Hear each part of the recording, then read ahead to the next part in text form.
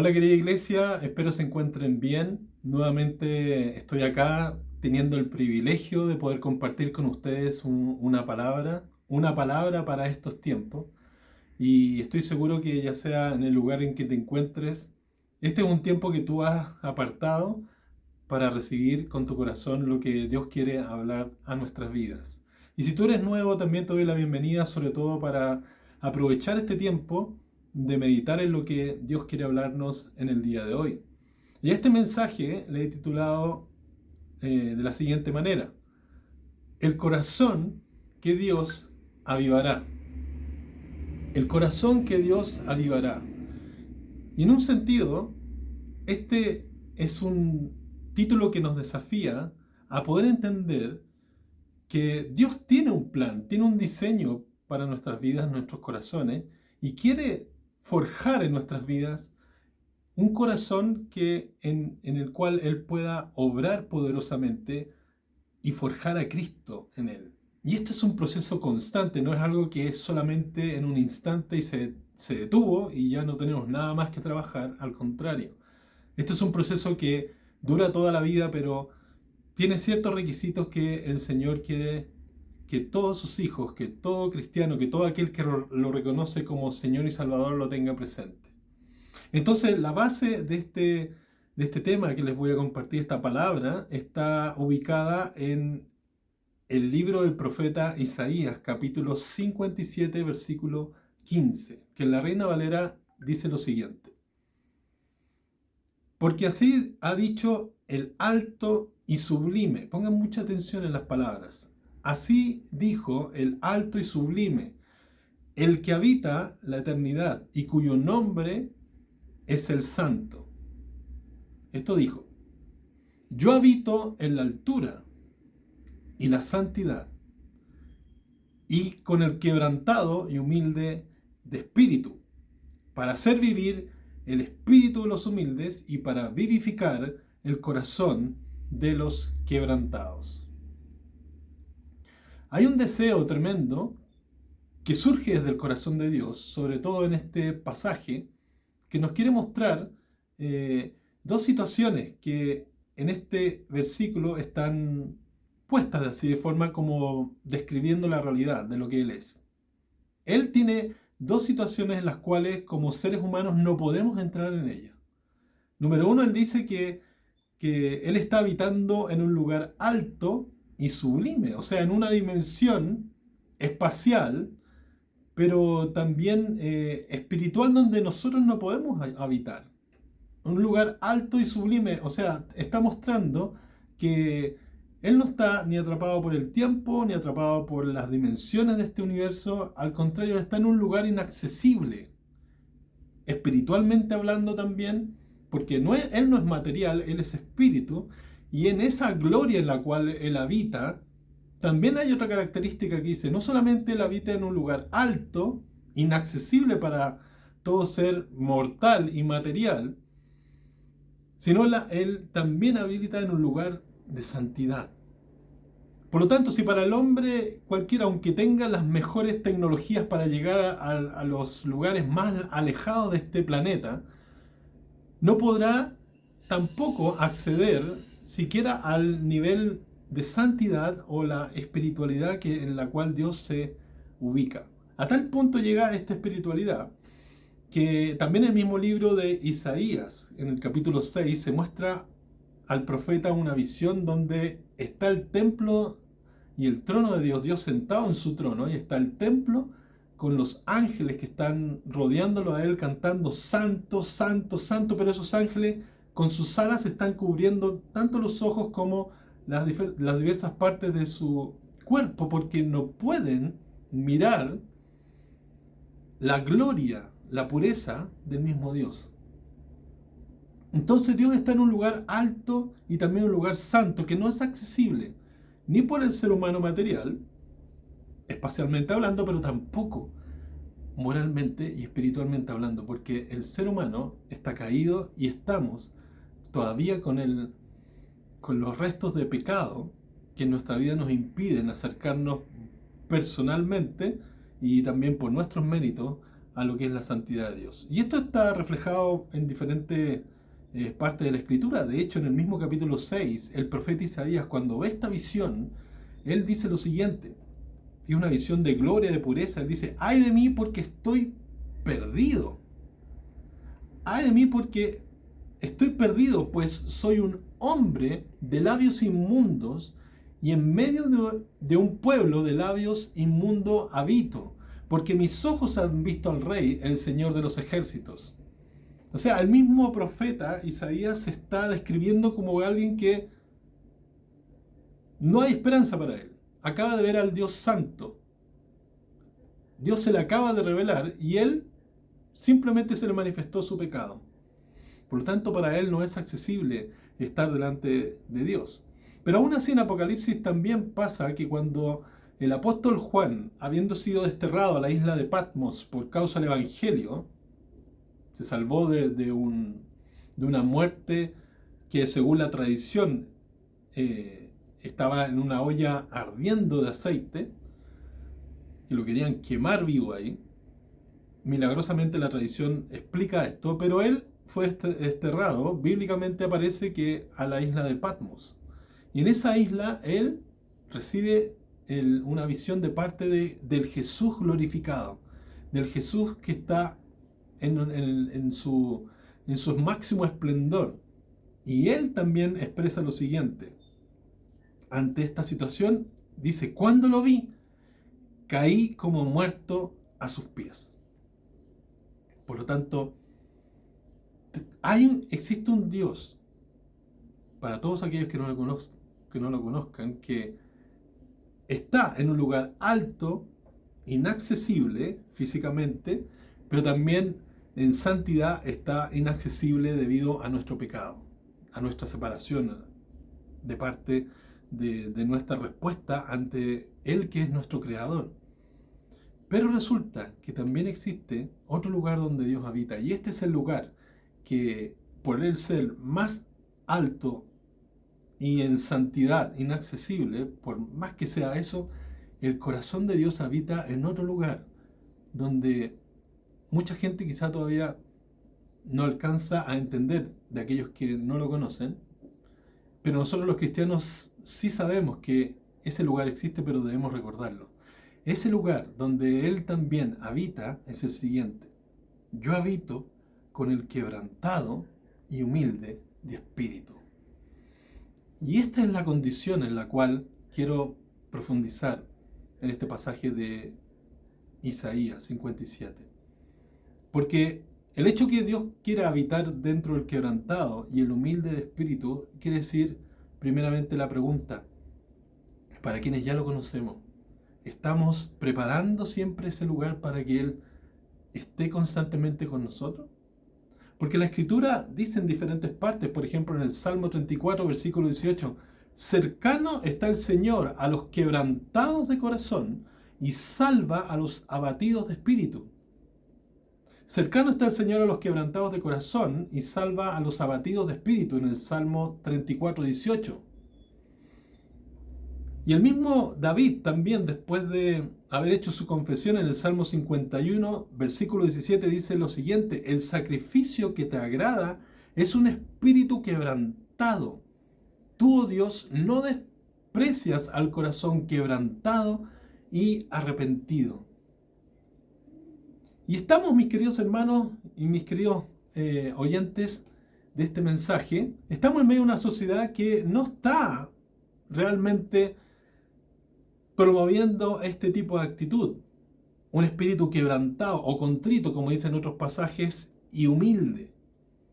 No está promoviendo eso, al contrario, esta cultura es una cultura que busca que el ser humano sea potenciado, que sea levantado, que puedas alcanzar tus máximos méritos. Y tú, si estás en algún problema personal, no vas a una terapia diciendo a quien tiene que tratarnos, o pagar esa terapia diciendo, vengo a que usted me ayude a ser quebrantado, que sea una persona que esté constantemente reconociendo mis errores y siendo humilde.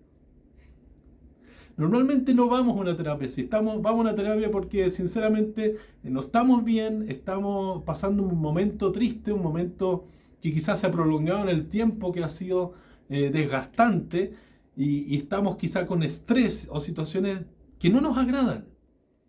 Y por el mismo asunto, lo que busca la cultura, la sociedad del día de hoy es que tú estés bien, que estés bien y que tú te la puedes y que tú puedes hacer las cosas por tus propios esfuerzos. Levántate, siga adelante. Normalmente esa es la cultura de estos tiempos y no el contraste bíblico del camino que Dios nos propone, que Él habita y ama estar en medio de un corazón quebrantado y humilde. La humildad en estos tiempos no es una virtud que se esté promocionando y educando. El doblegarse tampoco, porque pareciera ser que es de los débiles, de los que no tienen cabida en este mundo o no pueden avanzar más allá en este mundo. Pero el Dios de los cielos, que creó todo lo que vemos y creó al mismo ser humano a imagen y semejanza, es el que ama estar cercano a los quebrantados y humildes de corazón. Por lo tanto, esta situación dentro del Evangelio es contracultural, porque el camino hacia arriba, para estar más cerca de Dios, es un camino hacia abajo desde el punto de vista nuestro, de cómo nosotros vamos a acercarnos a Dios. Si queremos experimentar el poder de la resurrección en nuestras vidas, tenemos que ir camino hacia la cruz. Jesús dijo, si alguno quiere seguir en pos de mí, tome su cruz y sígame. Tome su cruz cada día y sígame. O sea, estar dispuestos a morir a nuestros deseos, morir a nosotros, a nuestros caprichos, a nuestros anhelos inclusive, a nuestros planes, por seguir los planes de Dios y las virtudes del reino de Dios que están plasmadas en el Evangelio. Por lo tanto, el camino hacia Dios es un camino en descenso de nosotros mismos hacia la cruz. Y muchos hoy día quieren las bendiciones de Dios, pero sin cruz. Muchos hoy día quieren la prosperidad sin muchas veces el dejarse de lado y el negarse a uno mismo. Porque para vivir en el cristianismo hay que morir.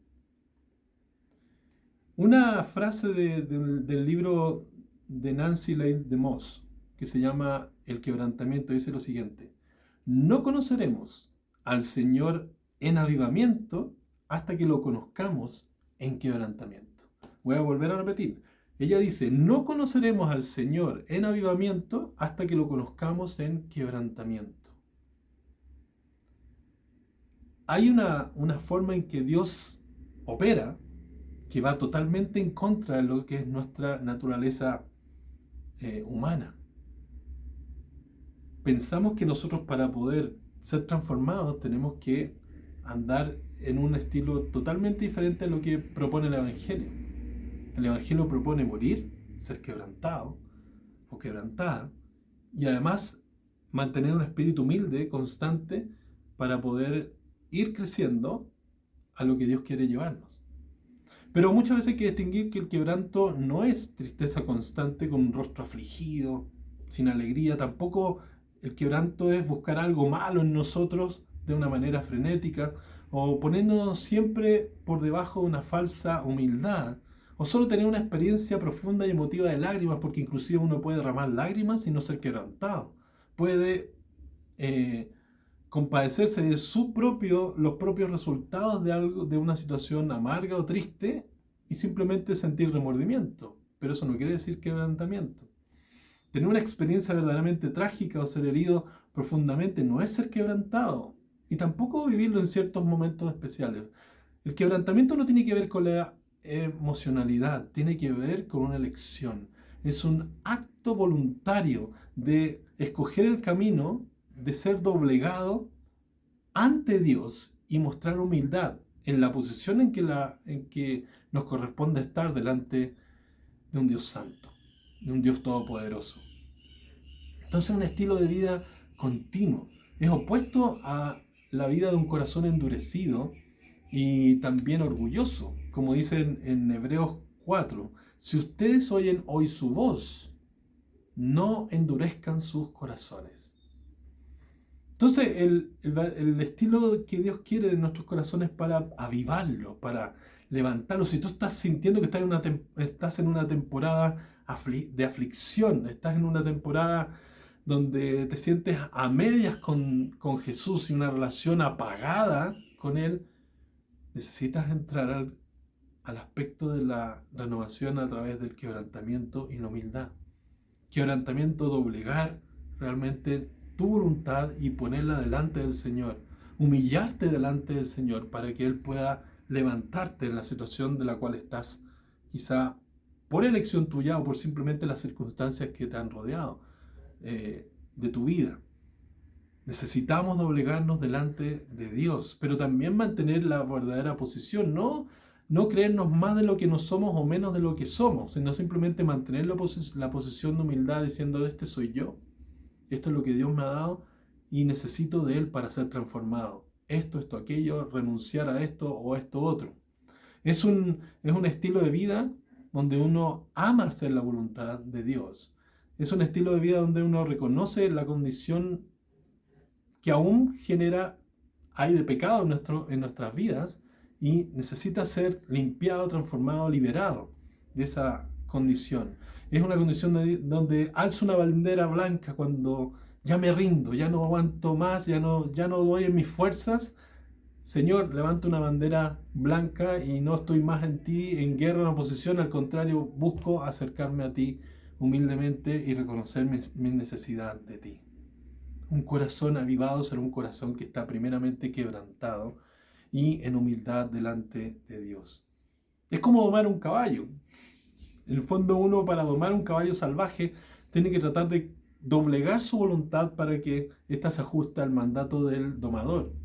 De hecho, en el mismo Salmo 32, David decía, no sean como los caballos o como las mulas, que no quieren obedecer, y ya hay que sujetarlos con brida y con freno, pues de lo contrario no se acercan a su amo. Un corazón orgulloso y soberbio y que inclusive tiene autocompasión, no se acerca a Dios. Se hunde en su propia actitud de estar lastimoso y no puede alzar los ojos al cielo porque está con los ojos puestos en el fango en el cual está enlodado. Entonces, el Señor declara, por ejemplo, en Isaías 66:2 lo siguiente: pero a este miraré, al que es humilde y contrito de espíritu y que tiembla ante mi palabra. Mis hermanos, ¿cuánto necesitamos rendirnos ante la palabra de Dios y temblar delante de ella? A veces la leemos tan a la ligera, a veces reflexionamos tan a la ligera y no meditamos realmente ante la palabra de Dios que ya nos ha sido revelada, ya nos ha sido dada para poder conducir nuestras vidas a través de ella, de ser transformados en nuestros corazones a través de ella. ¿Cuánto necesitamos reverenciar la voz que ya ha hablado del universo y que su voz es eterna, no va a cambiar? Los planes del ser humano cambian, tus pensamientos a veces cambian, pero los planes de Dios y los pensamientos de Dios no cambian. Siguen siendo los mismos desde que Él es desde la eternidad y seguirá en la eternidad pensando y formando de la misma manera.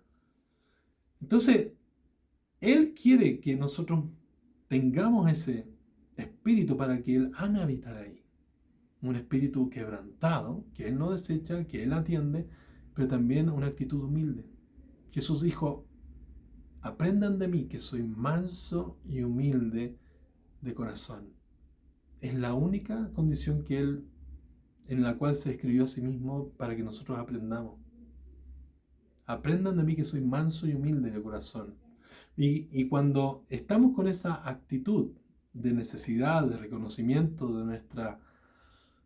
de nuestra falta de sabiduría, de hacer las cosas según la voluntad de Dios, entonces Él viene a nosotros con agrado y hace vivir el espíritu de los humildes, como que revitaliza el espíritu de los humildes y vivifica el corazón de los quebrantados. Él no nos va a dejar una condición donde reconocemos nuestra necesidad de Él y que nos arrepentimos de todo corazón. Él va hacia nosotros con agrado, nos levanta, nos limpia como aquel padre que corrió en forma amorosa y sin vergüenza hacia ese hijo que estaba todo harapiento, hediondo, que volvió en arrepentimiento para pedirle perdón a su padre. Dios así está dispuesto para acercarse a nosotros. Y lo hizo realmente dejando ese lugar alto y sublime de santidad y vino en la persona de Jesús. Él caminó entre nosotros siendo un hombre humilde y el que fue quebrantado para acercarnos a Dios fue Él. Él fue quebrantado en una cruz y Él pagó realmente el precio por nuestros pecados y en esa condición nos acercó a una puerta abierta por fe a quien podamos acceder a Él por medio de su nombre. Y Él habita ahora en los cristianos por medio de su Espíritu Santo en nuestros corazones, pero debemos renovar constantemente nuestra actitud de humildad y también ser doblegados en cuanto a nuestras capacidades o orgullo o pensar que las sabemos todas. Debemos rendirnos ante Él y decir: Señor, nada puedo hacer sin ti, separado de ti nada puedo hacer que corresponda al reino de Dios y de fruto que permanezca. Nada puedo hacer. Si tú necesitas avivar tu vida, tu corazón y sacarlo de este tiempo de estar apagado y ser encendido por Él, humíllate delante del Señor y Él te levantará. Mis queridos hermanos, Dios los bendiga con esta palabra.